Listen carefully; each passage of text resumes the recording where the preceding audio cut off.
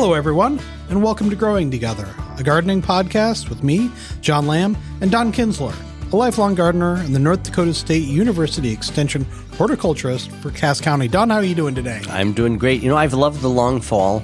Yeah, welcome to October, right? Yes. I've especially loved it because it seems like I always squeeze more things into the growing season to do, extra things. My wife Mary and I have been expanding some of our plantings a little bit into another area, and this fall has given me more time to do that. And so I've appreciated it. I can get some things done that otherwise I'd have to wait till next spring. Yeah, the last Sunday in September, I was out there planting something that I'd had for about a month and hadn't got around to planting, and I thought I got to get them in. So I did it, and they look pretty good now. Yeah, so it's been a gift, hasn't it? It's been a gift to give us a little more time to get things done. Some years it seems like things just shut down, and it either gets too wet, too rainy, too cold, too miserable, and you just don't have any more time in the fall to get things done. But this year's different. Yeah, it really looks like at least the first third of the month will be dry, relatively mild, actually kind of ideal, beautiful days. Although, John, it's interesting. I've been telling myself lately especially, don't get lulled into this false sense of security because it probably won't last forever. Mm-hmm. So I'm trying to tell myself, okay, get this stuff done because at a certain point, it's probably going to end. And there is a benefit to getting stuff done in advance versus having to scramble to do it at the end. Exactly. The stress of that is unneeded. Yeah, a good example of that is I still need to bring our geraniums out of the planters because we overwinter them indoors under lights in the basement. And I pot them up, put them in little pots under lights in the basement, and they grow beautifully all winter, then take them out next spring again. And because it's been so nice, I have not done that yet. And so I'm kind of telling myself, maybe I ought to get that done. Otherwise, when there is a frost forecast, I'm going to be out there in the dark getting those done up. And maybe Mary will hold the flashlight. But I'm thinking to myself, why don't I get that done now? It's time. Yep. And so I do appreciate, and of course, the things we talk about today, we've got kind of some time, it looks like, to kind of get these things done. But at a certain point, I have a feeling winter is probably going to come. Yes, it will. It will come, and it may come with a vengeance. We'll see. So let's talk about the things that we should be doing in our garden to kind of put the garden to bed, kind of just as at the end of fall, we've talked about, the end of summer, things to do at the end of summer. And not to say that this is the end of fall, but with fall here, I mean, we're looking out, like we said, there's still greenery out there. Some things are really still going pretty well. Let's start with one thing, which is, should we still be watering things? Yes, we should, especially young trees and shrubs. Young trees that may be planted within the last 4 years or so, especially things that were planted this season. They don't have the established root system. And for much of the area, it is dry this fall. It's been an interesting growing season. It kind of depends what rain cloud you were under or lack of rain clouds. Where we live on the south edge of Fargo, it's very dry. This last half of summer, very dry. And so young trees that I planted, and I plant a few new ones this year and lots of shrubs and perennials, I'm soaking those down well. And when I say soaking well, giving them a good soaking so that the soil gets well moistened. Okay, and of course, so how do you gauge if you've well soaked something?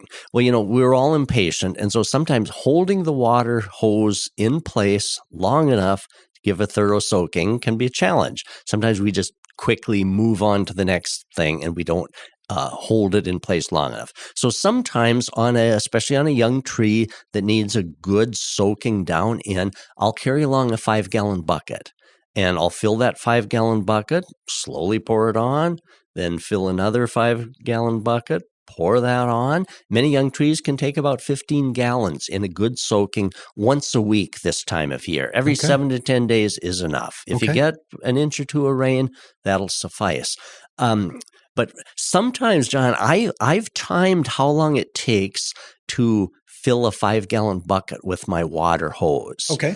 And I have to count to almost 50 seconds, 1001, 1002, 1003.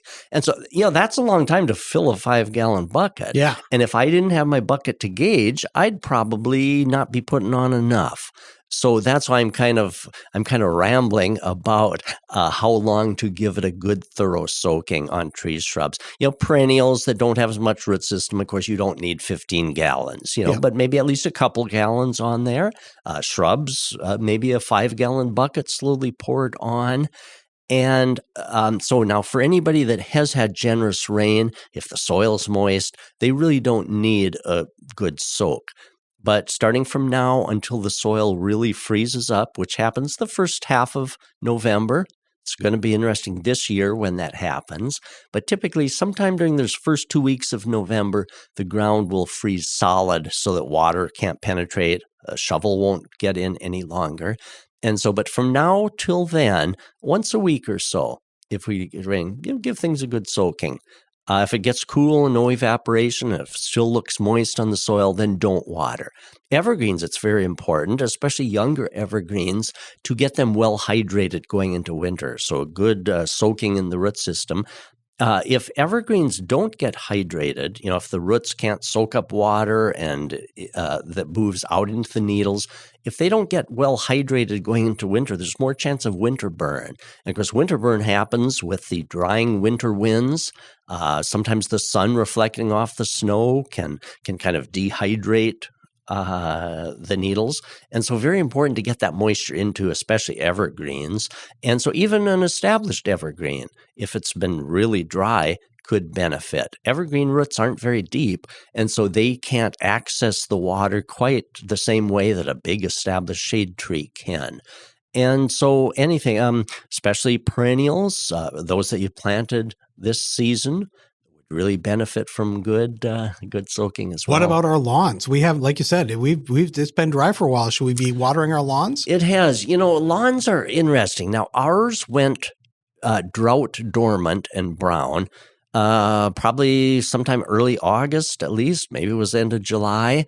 And so currently our own lawn in South Fargo is brown and dormant. It's not green and actively growing. Watering it now could kick it into growth, and then it could go dormant again. So on a lawn, I think we're probably going to just have to let nature take its course. If you have been watering your lawn to where it's green and active, then maybe water it. But if you follow me, I don't think our own lawn, where it's dormant now from dryness, pretty soon will go dormant from cold weather. I'm not sure that we should wake it up again, get it green and growing just to go into another dormancy. I was concerned about this maybe 3 years ago during one of the dry falls, because usually at a certain point in September, we get our fall rains and grass gets nice again, nice and green. It responds to the fall rains and it goes into winter in a good shape. So about 3 years ago, I was concerned because, again, in the fall, our lawn was drought dormant. And I thought, shoot, I wish it would have gotten nice and energized again. Well, spring came and it was okay. Okay. So I think our lawns, even if they're brown and dormant and dry, I think they're going to be okay. Knock on wood. I don't think I would probably water it at this point. What did you do because we talked that if you were going to, the most important time to fertilize your lawn is in the fall, and you said to do that before October 1st. Labor Day, yeah, Labor Day, September. Were you able to do that this year? And then, does that? I did. Okay. I did. I got it fertilized. The only problem is, since I fertilized in early September there, Labor Day, we've had no rain. Yeah. And I save the water for other things, so I don't water the lawn. And those granules are pretty much just sitting there in dry soil, not dissolved and getting down into the roots of the grass. So, well, I guess that's just the way it's going to be. But so anyway, we're really too late to fertilize. A late lawn fertilizing isn't really recommended. Okay. So if a person didn't get the fertilizer on, probably wait until May, next May, and put that on. So, it's interesting. It would have been really nice to have fall rains, but sometimes, we deal with the hand. We work with the hand we're dealt. Yeah. How's that? Well, so speaking of that we haven't had a lot of rain, we haven't had a lot of lawn growth. How should we be mowing our lawns? What should we be doing just to kind of, should we be looking for one last mow of the year? Yeah, of course, the recommended height all growing season for a lawn is 3 inches. That keeps it good and healthy. And so now in October, our own lawn is 3 inches, but it's brown. Yeah. And so whether your lawn has been green and healthy up till now, or if it's been dormant, now is the time to reduce the height. Sometime in October, with the final mowing or so, reduce it from the 3-inch recommended down to 2 inches. We don't want to scalp the lawn because that could cause some winter dieback, but we don't also want to leave it too long. If it's left at the 3-inch level, there's more chance that it'll get floppy under the snow, kind of mushed down, more chance of mold, snow mold and things. And also those voles. Have you been bothered with voles on your lawn at all? I haven't seen them in our lawn, but I hear people in town. I know you've had them as problems. So yeah. We have. And of course, the voles, you don't always see them. Occasionally when I'm mowing, I'll see one scurry along. They're field mice, kind of a brownish gray, not much of a tail on them. They don't run fast like a house mouse. You can almost catch them and corner them because they're I don't think they can see very good. So they get kind of confused when you encounter them. And so anyway, those are voles. But they love to survive winter under the snow, under the cover, and they love to survive on your lawn. What they do during the winter under the cover of snow is they create all these kind of winding channels underneath. You don't see them until the snow melts in the spring, but they're kind of feeding on the grass roots. The grass usually recovers, but they're kind of feeding on that, making nests and things. And if we leave the grass too long, that's an invitation for them to use that cover all winter. If you mow it a little shorter, the 2-inch level, they're less likely to invade your lawn. As long as we're talking about voles too, there are some things you can do to discourage voles in your lawn, in your area. There are repellents that can be used. Many of them, when you look at the active ingredient at garden centers, the vole repellents have castor oil. Ooh, yeah, so that's a really strong smell. Yeah, I don't like the smell of castor oil. I don't blame the voles for not liking it either. Voles don't either. So anyway, that can be tried, and no repellents are 100%. I use rodent bait, poison bait, but I'm very careful when I locate that kind of around the perimeter of our yards. I'm very careful because we don't want pets and kids to get into the poison bait. So what I use are short sections, about 18 inches long, of PVC pipe, white PVC pipe, a couple inches in diameter, and then I put the poison bait inside that. Voles love to kind of go into tunnels. And so they find the bait, and I've had very good success with that. So that might be another alternative too. Some people use traps.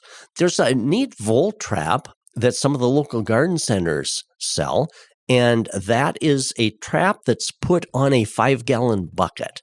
It has a little kind of an incline stairway going up.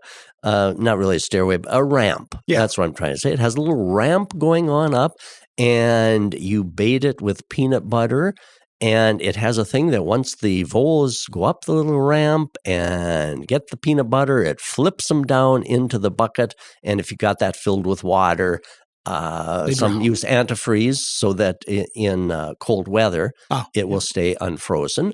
And so that has been very effective too. I know that you have fans. You have a lot of fans.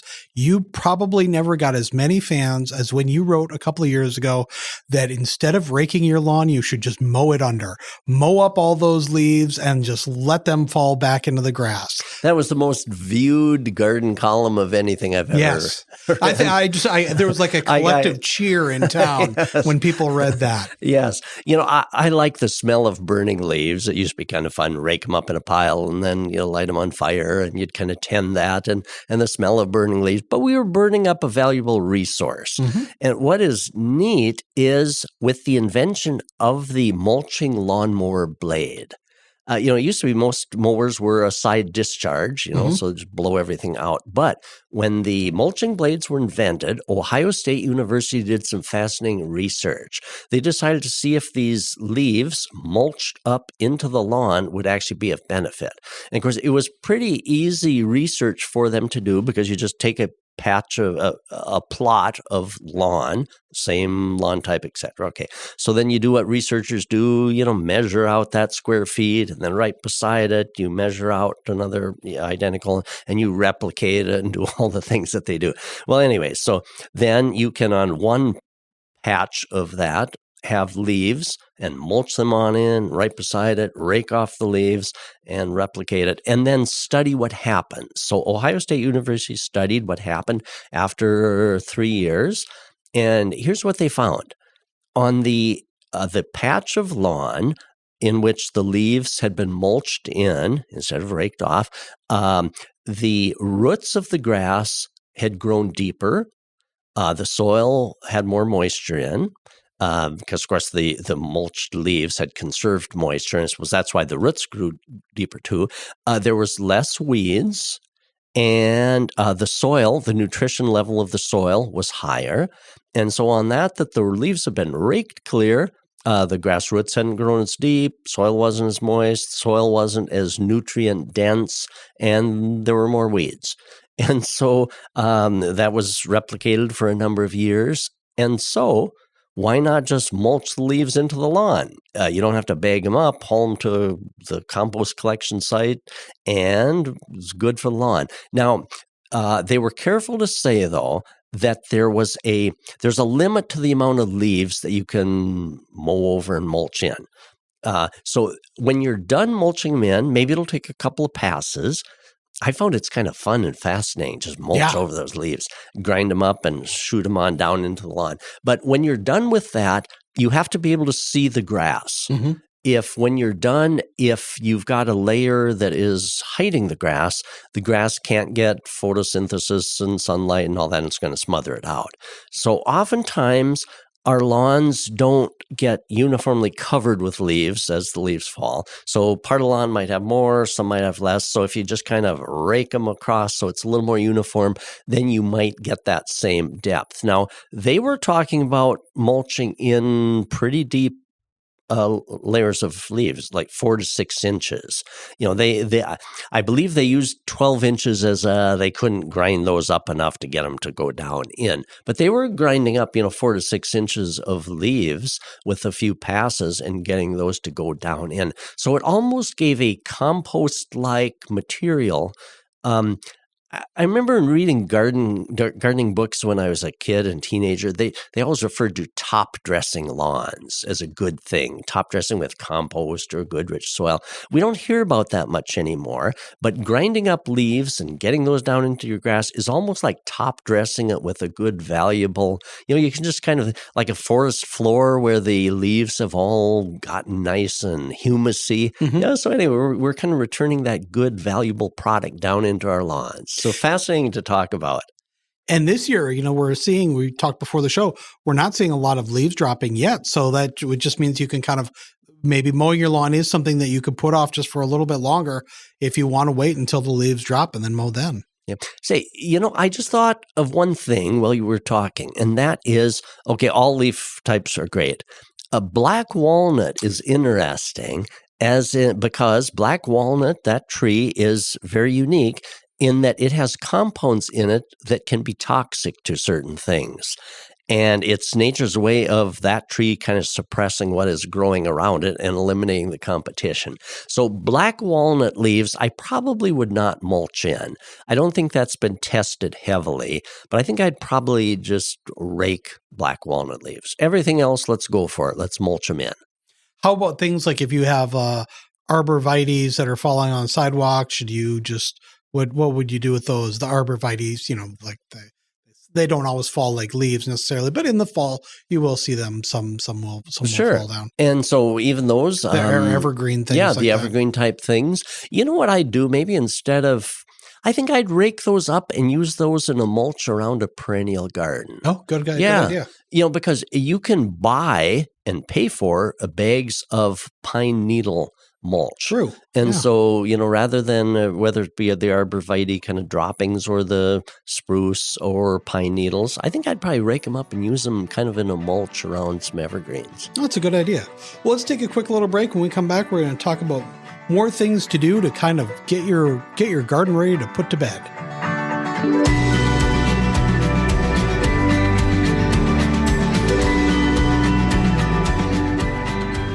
Get 3 months of local news for just 99 cents a month. You'll get unlimited access to the news you need to stay engaged and connected to your community.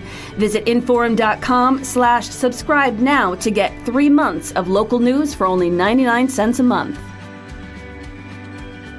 All right, we're back and we're talking about our maybe our final fall lawn and garden tasks. And, we were talking about voles earlier. Let's talk about another pesky rodent, bigger one though, and that's rabbits. Do rabbits like your yard? Yeah, rabbits like my yard. Yeah, they do. Yeah, they do. They like they to enjoy. get in It seems there's a little something there for everybody. Yeah, isn't exactly. There? And so, man. Sometimes the things I like, the rabbits like too, but I like to look at them. The rabbits like to eat them. Exactly. And it's interesting as the growing season winds down and there's less greenery, and once it gets covered with snow, then of course the rabbits are on the hunt for something good to eat, and they definitely like certain things better than others. Rabbits love arborvitae, the greenery of arborvitaes. Some of the other evergreens like junipers, spruce, they'll even eat spruce needles. Believe it or not, they'll nibble on those. Rose canes. I can't believe the thorns of rose cane. Rabbits love roses canes, thorns and all. They don't even nibble between the thorns. They eat them Eat too. it all. Ooh. And any of the fruit trees, apple trees, flowering crab apples, plum trees, choke cherries, Canada red cherry, rabbits just love. Those fruit trees must have, they're in the same family as rose, so that makes sense. And so they must have a sweetness to their bark. And so when there's no green clover or anything else for these rabbits to nibble, they really go after our trees and shrubs. And so some of those things that just habitually are attacked by rabbits, we should concentrate on. Now, we're all looking for a repellent that maybe just put on a little repellent and you're good to go. Well, repellents are always kind of hit and miss. Yeah. The rabbit repellents that have the most science behind them and have proven most effective are those that contain animal products. Rabbits are plant eaters. They don't eat meat. They don't like things that smell like meat or taste like meat or animal products. So liquid fence, plant skid is used a lot by soil conservation. Another one is called Repellex. They have animal products in them, such as blood, rotten eggs, milk products, and so they smell like animal products. Now, they do need to be applied, reapplied. So anyway, those three repellents have the best success rate. Things like hanging Irish Spring soap out, mothballs, human hair, those things just don't have enough of a track record. Maybe they work for some people. Someone, a good gardener, and I don't doubt her effectiveness, said if you hang dryer sheets, and so I thought, gosh, the rabbits always eat my roses. Okay, I'm going to hang dryer sheets. But she said, now it had to be Gain dryer sheets. Oh. Okay, so I even got Gain dryer sheets and hung those on. Well, the rabbits totally ignored the dryer sheets and ate my roses. But I don't doubt that it worked for her, or she wouldn't have told me about it. But some of those things just don't have a wide enough appeal. There is no substitute, though, for a fence. And so for rabbits, if they get hungry enough, they're going to ignore any repellents that you've put on. And so that's why I like fencing. Some of my most valuable roses, if I don't want them eaten too far down, I'll put fencing, chicken wire around. Arborvitae are always just an invitation. The soft green, evergreen foliage on arborvitae, that's candy to a rabbit. So I fence those. If you look around our towns, have you ever noticed the columnar arborvitae? Oftentimes the lower 2 feet is totally bare. Yes. And of course, been grazed by rabbits. And of course, if snow gets higher, then they can get higher up too. And I don't want the base of ours to be all bare. And once that the rabbits eat them, that's it. Those arborvitae are not going to send out new growth in that area. At least my roses, when they chew those down, they generally will come back. But evergreens especially, that's why I do fence around some relatively new arborvitae, because I don't want the rabbits to ruin them. And so definitely a challenge. Another shrub that is always attacked are the burning bush, euonymus burning bush. Now, I believe you said, John, in the past they got podcast that they nibbled yours. Yeah, they really stripped it down pretty good. Yeah. And it took a couple of years, and it's come back. Yours came back. Yep. They ate mine, but they ate it all. They went down to the ground. It did not come back. So burning bush are so beautiful. Yeah. So I think I would definitely fence that. And some of those things are work, but it's good work. So anyway, rabbits, I'm sure hoping that someday they'll come up with maybe a repellent, long-lasting that will be it. Yeah. The final word. And on rabbit control. As long as we're mentioning about rabbit control, fencing around things, fruit trees, it's very important on fruit trees to wrap the trunk. Okay, now a person could put fencing around a fruit tree, apple tree trunk to keep the rabbits out, but we can also accomplish protecting that trunk from winter sun scald injury. Now, that's one of the biggest killers of apple trees and young apple trees. And what happens in the wintertime is the sun reflects off of the snow, and it gets intense enough, the reflected snow, so it starts to melt the south and west sides of the apple tree trunks because they got kind of thin bark. And so the same way that a skier can get a sunburn in wintertime, those apple trees, thin bark trees, can get that called winter sun scald. And it ruptures the bark and the growing tissue. And then next year, then rotting starts coming in, and we can easily lose apple trees that way. And so we can accomplish two things. If we wrap the tree well, wrap the trunk of the tree, we'll protect it from rabbits, and we'll also protect it from the sun scald. So we could use those white tubes, those white plastic tubes. Yep. I like which I found at garden centers, quite a few garden centers. I've found tree wrap on a roll. Mm-hmm. It's kind of impregnated with kind of a tar-like material. It's kind of corrugated. It looks like textured. Yeah, it looks like the kind of the crepe paper that you make streamers, when you hang for birthdays. That's a good reference. Yeah, it kind of comes on a roll like that, except it's for wrapping trees. And it's brown. It's not colorful. Exactly. Yep. And so you tape it at the bottom, masking tape or duct tape, and then just spiral it on up. The reason I like it is when you get up to the lower branch, you don't have to stop there. You can kind of snake it in between the lower branches and go higher up into the tree, especially a young tree. Once a tree becomes old and the bark becomes corky and rigid and with lots of ridges, then it's less susceptible to that. But, probably for the first 10 years or so, I think trees should be wrapped like that. And so I really like that tree wrap. You spiral it on up, tape it up at the top, and it's quite easy. So I would do that on any fruit trees for sure. And also, like you've said, too, maples, lindens, you said other trees that are less than 5 years old. Exactly. Go to young trees. Yep. Maples, a common problem with them is they develop frost cracks and different things on the bark, and wrapping them for the winter. Timing, a person should wrap them probably by the end of October, 1st of November, leave them on during winter, and then next spring in April, nice day in April. Won't that be nice again? A nice spring day in April? And then that would be the time to remove them. The wraps should not be left on. No matter what wrap type material you use, they should be taken off for the summertime growing season. What should we do with our outdoor planters, our outdoor containers, things like that? Like if some of those plants have already died, they're just kind of sitting there. How should we start cleaning up those areas? One thing I love about this extended fall season, it gives us a little bit of time to clean up our pots and planters. Yeah. If all of a sudden the fall turns into winter and kind of catches us unaware, sometimes next spring, I've found the planters with a bunch of dead plants in. Yep. Okay, it's better for that soil if you pull out the plants this fall.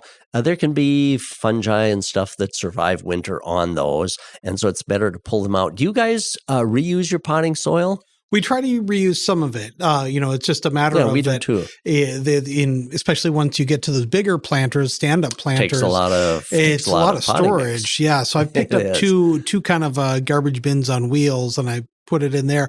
But one thing I did last year, so I've got some big ones that are probably 25, 30 gallon, bigger, big ones. So that takes a lot of potting mix. It's a lot of potting mix. And so you don't want to have to buy that all new every year. What we do is we probably take out about half. And then what I talked to somebody at Baker Nursery, and they said, you can just tip that onto their side. And that way, so that if you won't get water in there, so it won't freeze and expand and crack. And the dirt, you can just kind of pull out the dirt a little bit and just kind of leave it on its side. So we did that last year, and it worked really well. We didn't have anything crack, and we were able to, especially on a nice breakable type. Yes, and these are all ceramic. Yes. So so once spring came around, and we figured that the freezing was no longer a threat, tipped them back up, put some of that dirt back in. Then once we were ready to plant, we were able to fill it up with new dirt, top on the top, give it some good fresh. But you were able to maintain at least a good portion of that potting mix, and you can reuse the potting mix. Pull the old dead plant stuff out, get rid of the leaves, so you don't have kind of trash. Good sanitation helps prevent disease for next year. But the potting mix can certainly be reused. And of course, what you took out of those, then next spring you'll be able to add some fresh stuff in. But that potting mix you took out is a valuable resource that can be used. Well, and especially stuff that I think what we're going to do is we'll use some of the, if a potting mix, if we can figure out which is which, something that's a year old, we'd still be maybe more inclined to use it in the bottom of let's say a hanging basket, something that's not going to be as deep, something that's 3 or 4 or 5 years old that maybe it doesn't have the nutrients as much anymore, but it acts as a filler for a larger pots. I think that's a really great idea. And of course, one of the keys is starting out with a high quality potting mix, because then those will hang around for many, many years. And you mentioned that as time goes on, they'll have less nutrients, because most of the high quality potting mixes do have some timed release fertilizer, especially for that first season. But you can add timed release fertilizer. The most recognizable one, and now the name escapes me. Of a fertilizer? The timed release. Geez, Miracle Grow. Let's see, the timed release. Now the name isn't gonna. I'm picturing the label right in front of me, but it's not going to come to the top of my head. But it's little beads. Oh yeah, is it vermiculite? Little beads. You're getting closer, John. Okay. But anyway, it's little beads that a person adds, and the package tells you how much to add to a certain diameter pot. And that will recharge it. Or you can use the water-soluble type and just fertilize. So you can recharge used potting mix. So no need to totally get rid of that and put new in each year. But you bring up the good point, John, about making sure that the soil doesn't freeze in there solid, but by leaving some space in it. I like that idea of tipping a planter on its side like that, a tall planter, and then that gives it some room so that the soil can expand without cracking. Yeah, and then just kind of pull some of that down a little bit and give it some room to. I follow you. What about like I said, I bought some stuff in the fall, didn't get around to planting it until this past Sunday. What about any trees, shrubs, bulbs, perennials, things like that that bought but still didn't get planted? Well, I bought some tulip bulbs on sale, and I haven't planted them either yet. So, yeah, if you've got something, and when we're looking here, kind of the first part of October, I would definitely plant those yet. So anything that you've got that are better in the ground, and a couple of things you can do to kind of help them establish better. When you're planting tulips, in timeline, we're fine, but planting the tulips, water them in well. Also, trees, shrubs, any perennials that you've got that you didn't quite get planted yet, yes, go ahead and plant them, water them in really, really well, and then you can kind of buy a little time.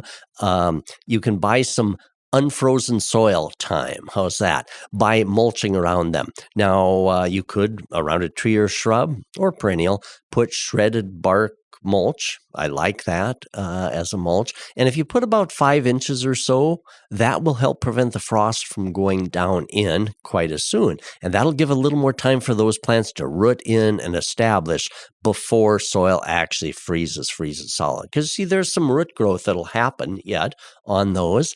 And on perennials that you're late planting, well, maybe if you don't have wood mulch in your perennial bed, maybe put some leaves around them, as it starts getting colder, and if they start going dormant, maybe give them a little winter protection on perennials that you're late planting. I think they deserve a little bit of winter protection, straw, leaves, or if you use shredded bark mulch in your perennial bed, maybe mound a little bit of that up, and then you'll kind of take that away. And also, what if you're going to plant something, but it just hasn't arrived yet? I'm thinking bulbs. If you've ordered some of the special tulip bulbs and things, and the mail order company maybe thinks you live in South Carolina or somewhere, and so they're late in sending it. Well, mulch that area with leaves, straw, the area that you're going to plant them in.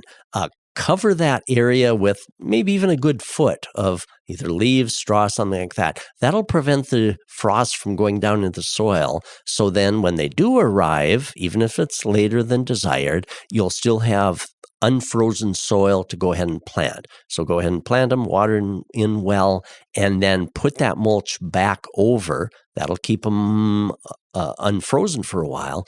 But remember next spring to be sure to take away that mulch. Otherwise, they'll try to grow through that too thick of a mulch. Because we're still having such this kind of nice, moderate fall weather. We planted asparagus this year, and it's still lovely and ferny, and I know we can't eat it. What should we be doing with asparagus? Yeah, you leave those big, ferny, beautiful tops on all winter. Okay. It's better to leave them on. They survive winter better. If we got a really, really harsh winter, asparagus can freeze out. It's a good winter hardy asparagus, but almost anything can winter kill given the wrong winter conditions. And those tops left on help catch a little snow. Even in a winter where we don't get much snow, what snow we do get, those tops will help preserve that. And usually they catch a few of the blowing leaves, and so you'll get a little natural mulch around. And then early next spring, before any of the shoots start popping up, then cut those tops back and dispose of. One of the most intriguing spots I've seen asparagus grown is in a perennial flower bed. Okay. A number of years ago, I was on a tour in Fargo. We're looking at some different garden club flower beds and yards, and a beautiful, beautiful perennial flower garden. And they had some annuals in there too. What really caught my eye was this big contrasting foliage type plant growing in the perennial garden in amongst things. And it was asparagus. Obviously, they had harvested asparagus, enjoyed that early in the season. But then you quit harvesting asparagus July 4th, Independence Day for gardeners. And after July 4th, you let those tops form. And wow, the last half of the growing season for this gardener, her perennial bed had the beautiful, unique, they have a beautiful dark kind of grassy green look to them. And the contrast of that light kind of poofy foliage in amongst all the other perennials gave a really nice foliage contrast. I'm glad you said that because that's where ours is. Is that where too. yours Yes, is? Awesome. How old is it? Oh, just this summer. We just planted super. It, so well, that'll be a while. good spot. Yeah. And so I am going to move ours from the garden where, it's doing good, but it's not giving much beauty there. I'm going to move that into our perennial garden because I was I just thought it was so beautiful. Hey, you know what? What else I'm going to move into our perennial garden that's maybe a little unusual? In fact, I already did it this fall. I moved our rhubarb into our perennial garden. Okay. You know where I first saw that growing so beautifully in a decorative ornamental garden was at Valley Fair. Oh, okay. in Minnesota there, the Minneapolis area.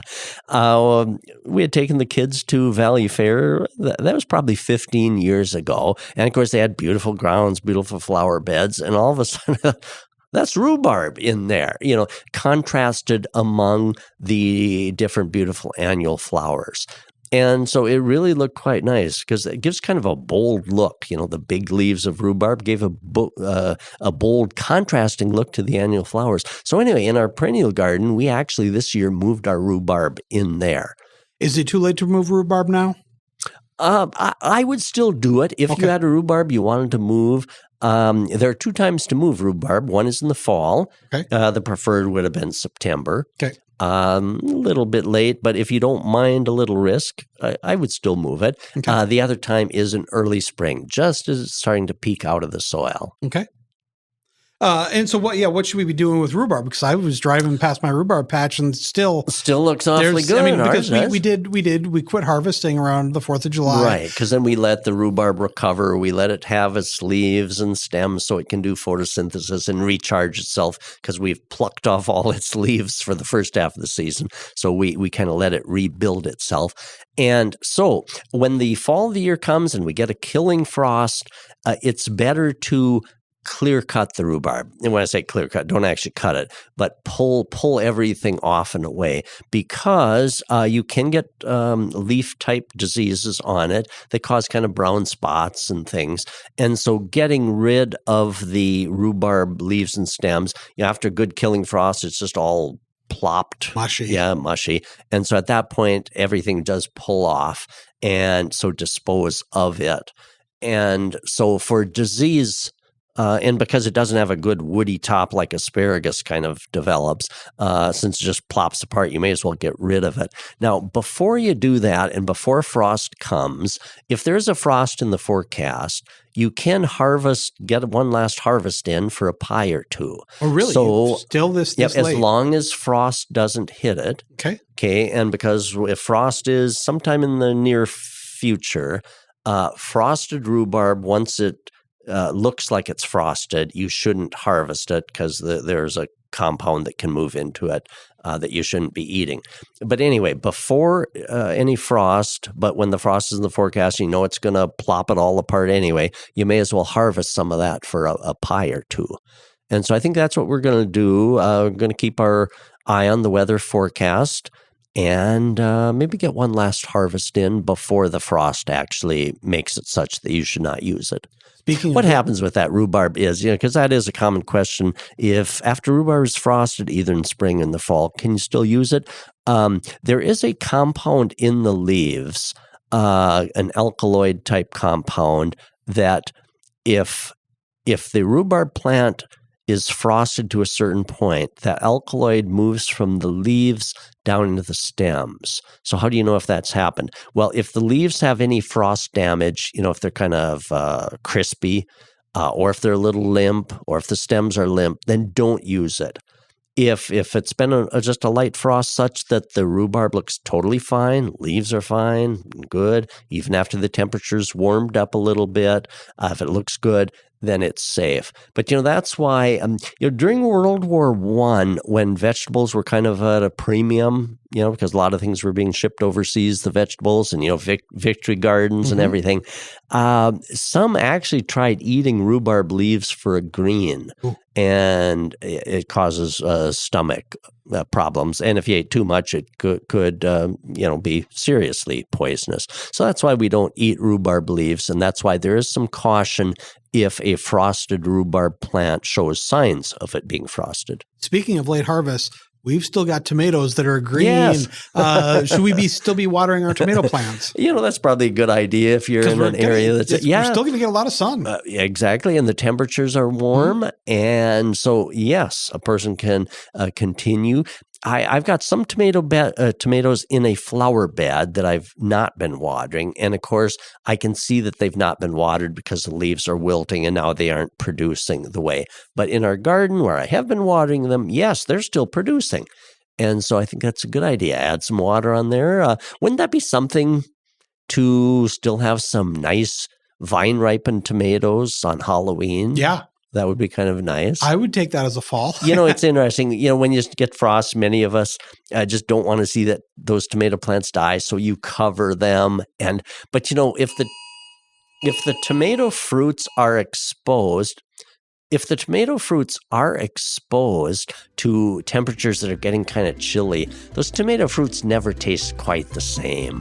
So there's nothing like tomatoes that are ripened when the temperatures are nice, moderate to warm. All right, let's take another quick break, and when we come back, more things to do for your fall checklist.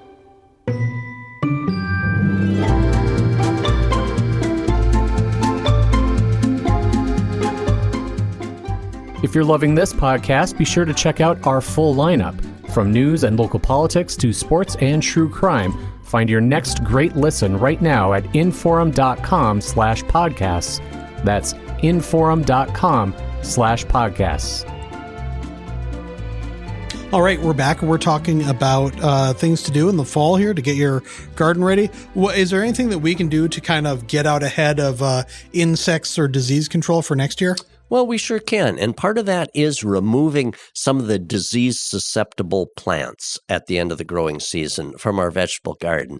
Now, certain things can be returned back into the soil because they don't really are affected much by disease. Cabbage leaves, broccoli, all of those can be chopped up and put right back down in. Carrot tops, things such as that. But some things that are very susceptible to leaf diseases and fungi type diseases, things like tomatoes, potatoes, eggplant, peppers, cucumbers, squash, pumpkins, those can all get mildewy. And so those should all be raked off, pulled out, and disposed of off-site. So that'll help. That sanitation will kind of help reduce for next year. So that type of thing. Also, I should mention the same is true with apples. Any apples that have dropped that kind of were scabby, on the outside, maybe is insect damage, or those should really be raked up and disposed of. That can be kind of a little bit of a headache to rake up apples and dispose of them, but it's best for the tree if those are taken up as well. Speaking of raking things, what about something like a rose leaf or things like that? Should we be raking those up as well? Good idea. Sometimes roses will hang on to their leaves quite late into the season, but as soon as the leaves do get frosted, and if they drop, those should be raked up because sometimes they'll carry the different diseases like black spot and different things like that. You bring up another thought too, John, is a common question as long as we're talking about roses is, should they be trimmed in fall? And generally, no. They should be left intact because those pruning cuts made in the fall could allow those branches to dry out. Those cut surfaces could let moisture escape. And so it's better for the rose if you just leave them intact and do any pruning early next year. And so that helps them overwinter better. What about perennials? Which ones should we be cutting back? Which ones should we let keep the tops on over winter? Yeah, generally the above ground portion, the tops on perennials should be left intact. On anything that's kind of woody and substantial. Okay, and I'm thinking, well, that would include ornamental grasses. Yeah, because they're quite substantial. They look nice in the winter landscape. And, things like, sedum, holds up pretty good. Phlox, yeah, the tall garden type phlox, monarda, What would be some other ones that are good and substantial? Yeah, that Baptisia. Yeah, Baptisia. So anything that kind of maintains its structure. A couple of good reasons for leaving them. They kind of look nice. The coneflowers. Coneflower, yeah, Yeah, sure. they kind of look nice in the winter landscape, and also that helps them winter better, especially in winters where we don't get much snow. That'll help trap what snow we do get. Also, our little pollinating bees like to overwinter and make nests in hollow stems of perennials. And so if we clear cut our perennial beds, we're taking away some of that nesting opportunities for our little pollinating bees that'll give us good cucumbers and apples next year. So leaving some intact is important. Now, some perennials, though, we should cut back in the fall. One of those is peonies because they're so susceptible to the white, grayish-white mildew. And so cutting them back to just about an inch above ground level and disposing of those tops off-site will help reduce the possibility of that same disease. Hosta. Hosta, after a few frosts, just plop apart. Yeah. And if you leave those on next spring under the snow, they're kind of mushy and moldy. And so hosta, after a few frosts, may as well be cut off and disposed of. Daylilies are kind of like that too. They don't have a substantial enough structure to do much over winter. So hosta or daylilies, you may as well cut those back to near ground level. Iris are the same thing. Iris just don't hold up over winter, and next spring the iris leaves always seem to be kind of just mushy, moldy. And so iris also can be cut back to a couple inches above ground level. And so those are my favorites for always cutting back. Peonies, iris, daylilies, hosta. Yeah. Those are my favorite for being sure that they're kind of clear cut. We talked a little bit about putting mulch over some things that are just planted. What other things, like maybe some perennials or things like that, should we be using some kind of cover over? Yeah, we were talking about roses. Yeah, newly planted perennials. If you just planted them this fall, maybe a protective mulch. 12 to 24 inches of leaves, shredded wood mulch, straw. Strawberries, that's where it gets that name, strawberries, benefit from a mulch over winter. Strawberries, if we have a very open winter with no snow, they can be damaged. So some mulch helps those. And roses, especially if you have any of the more tender type roses. Now, the roses from Canada, which are my favorites, those Canadian type roses are so winter hardy, I don't do any extra protection on those. And I just let the snow cover. Last year, we didn't have much snow. Of course, it didn't get that cold either. But last year, even without snow, our roses wintered quite well. We talked about raking up apple fruit too, something else to kind of get rid of. And one of the things too, let's look at rototilling. Yes. Is it that's something that you kind of maybe have dread doing in the spring, and it actually it may be really wet soil then, because of the snow melt, things like that. Is there a benefit to if this is a dry fall to doing rototilling? Yeah, and I'm a little leery. I haven't done our rototilling yet, but our heavy clay soil in the Fargo area is so heavy, and right now it's dry and hard. It's going to be hard to kind of get a rototiller into it. But most falls, I like to rototill it, work it up a little. That does a couple of things. It exposes some of the insects and diseases that might be trying to overwinter in that soil. It exposes them to colder winter temperatures, and so it can kill some insects and diseases. Now, there's a movement to no-till gardening, and so I'm going to try that sometime, at least with a portion of our garden, because given a number of years of no-tilling and more mulching and type things like that, I've heard people say good things about no-till gardening. But for those of us that do rototilling in the fall, I think has some very good benefits. One other thing as we were talking, John, to kind of end up with, it's so important to keep track of the names of some of our things. And so things that we planted this past season, it's important to write them down, label them, write them down for a number of reasons. Well, one of my favorite daylilies is Primal Scream. I like the name, and it's a vivid orange. But anyway, if I've labeled some of those things, if people would like some of that, I can give them the actual name. And so then they can look up, what's the best way to care for that one? Or an iris. If I've labeled things and I want to share, I can tell people, well, this one's a yellow. This one over here is a beautiful two-tone. And so I like to keep track of the names. And so in addition to labeling, it's quite important to maybe write them down in a book. Write those names down. Doesn't take long. Sometimes if I'm afraid I'm not going to get them written down in a book, I just have a little plastic bucket and I tuck the labels in that. If the label stays on a plant too long outdoors, eventually it's going to get all brittle and lost. And so rather than keeping it on there, I do try to put permanent type labels on. But in the meantime, I save the labels just in a bucket. Because, usually you can, on iris, you maybe can't tell the difference. That's why it's important to put a label kind of by each. But if I've planted a purple leaf shrub, and if I have the label in there, indicating it's fine wine 9 bark, well, then I can tell. So anyway, my point being that we should really keep track of the names because that's a key to its learning how to care for it as the future goes on. Well, and also it's a kind of a nice meditative thing to do towards the end to still be spending time Plants with your garden. Names. Yeah, and to we get to know them better if we know their names. And then if you're like me, then you constantly forget what's planted where.